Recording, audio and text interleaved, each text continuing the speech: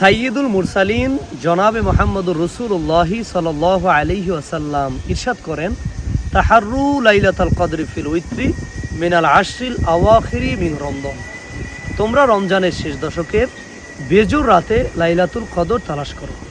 মা আয়েশা সিদ্দিকা রাদিয়াল্লাহু তাআলা আনহা তিনি বলেছেন, ইয়া রাসূলুল্লাহ, আমরা যদি লাইলাতুল কদর খুঁজে পাই তাহলে কি করব? রাসূল কারীম সাল্লাল্লাহু আলাইহি ওয়াসাল্লাম বললেন, তোমরা পড়বে আল্লাহুম্মা ইন্নাকা আফুউন তুহিব্বুল আফওয়া ফা'ফু আনহু।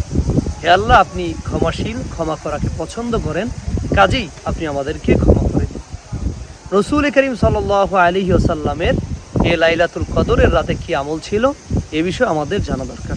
পবিত্র লাইলাতুল কদরের রাতে রাসূল কারীম সাল্লাল্লাহু আলাইহি ওয়াসাল্লামের কি আমল ছিল তা আমাদের জানা খুবই জরুরি। মা আয়েশা সিদ্দিকা রাদিয়াল্লাহু তাআলা আনহা তিনি বলেন, কানা রাসূলুল্লাহ সাল্লাল্লাহু আলাইহি ওয়াসাল্লাম ইযা দাখালা আল আশরু শাদ্দা মিজারাহু ওয়া আহইয়া ওয়া ইয়াকাযা আহলাহু।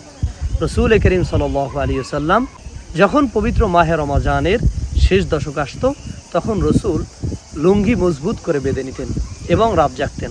অর্থাৎ রসুল সাল্লাল্লাহু আলাইহি ওয়াসাল্লাম রাতের বেলা তিনি অধিক নামাজ পড়তেন।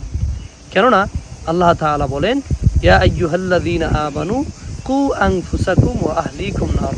হে ঈমানদারগণ, তোমরা নিজেরা জাহান্নামের আগুন থেকে বাঁচো এবং তোমাদের ফ্যামিলিদেরকে জাহান্নামের আগুন থেকে বাঁচাও। কেননা যার ইন্ধন, যার জ্বালানি হবে মানুষ ও পাথর। তাই এই শবে কদরের রাতগুলোতে রসুল সাল্লাল্লাহু আলাইহি ওয়াসাল্লাম রাত জেগে ইবাদত করতেন এবং তার পরিবারের লোকদেরকেও এ কদরের রাতে রাত জাগাতেন। তাই আসুন আমরা নিজেরাও এ লাইলাতুল কদরে সালাত আদায় করি এবং পরিবারের সকলদেরকে নিয়ে আমরা বেশি বেশি লাইলাতুল কদরে সালাত আদায় করি।